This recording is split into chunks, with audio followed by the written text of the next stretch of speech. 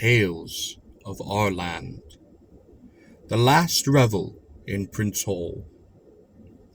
Young man, I will give thee $5 a week to be a caretaker in Printz Hall, said Quaker Quid to Fiddler Matthews on an autumn evening. Young Matthews had just been taunting the old gentleman with being afraid to sleep upon his own domain, and as the eyes of all the tavern loungers were on him, he could hardly decline so flattering a proposition. So after some hemming and some hawing, he said he would take the Quaker upon his word. He played about 2 or 3 more tunes that evening, did Peter Matthews, and played them rather sadly. Then, as Quid had finished his mulled cider and departed, he took his homeward way upon an thoughtful mood.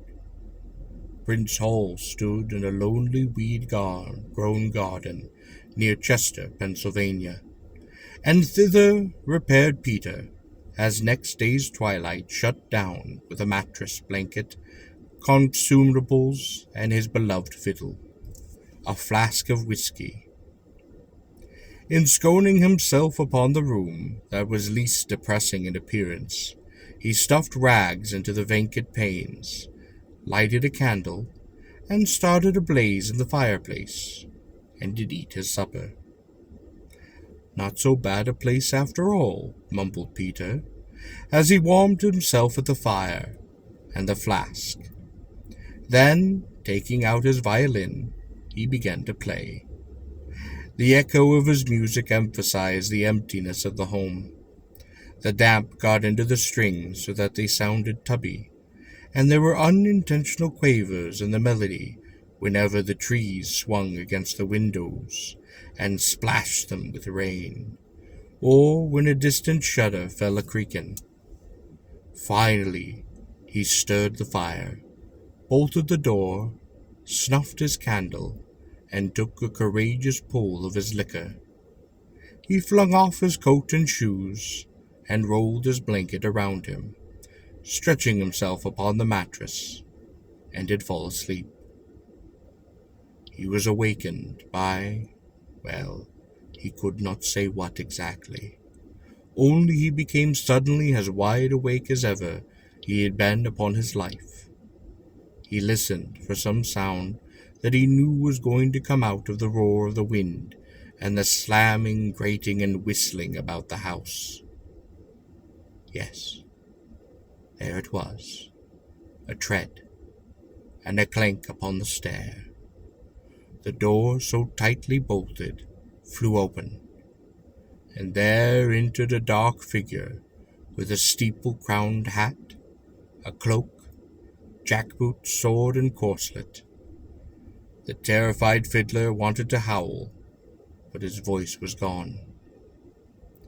I am Peter Printz, Governor General of His Swedish Majesty's American colonies, and builder of this house, spoke the figure. 'Tis the night of the autumnal equinox, when my friends meet here for revel. Take thy fiddle and come. Play, but utter not a word. And whether he wished or no, Peter was drawn to follow the figure, which he could make out by the phosphor gleam of it. Down the stairs they went, the doors swinging open before them, and along corridors that clanged to the stroke of the spectre's boot heels. Now they came to the ancient reception room, and as they entered it, Peter was dazzled. The floor was smooth with wax. Logs snapped in the fireplace. Though the flame was somewhat blue, the old hangings and portraits looked fresh, and in the light of wax candles, 100 people, in the brave array of the old times, walked, curtsied, and seemed to laugh and talk together. As the fiddler appeared, every eye turned upon him in a disquieting way, and when he addressed himself to his bottle, from every throat came a hollow laugh. Finding his way to a chair, he sank into it and put his instrument upon position. At the first nut, the couples took hands, and as he struck into a jig, they began to circle swiftly, leaping wondrously high. Faster went the music, for the whiskey was at work in Peter's noodle, and wilder grew the dance. It was as if the storm had come in through the windows, and was blowing these people hither and yon, round and round. The fiddler vaguely wondered at himself, for he had never played so well, though he had never heard the tune before. Now loomed Governor Printz upon the middle of the room, and extended his hands. He ordered the dancing to cease. "Thou hast played well, fiddler," he said, "and shall be paid." Then upon his signal came 2 negro men, lugging upon a strong box that Printz unlocked. It was filled with gold pieces.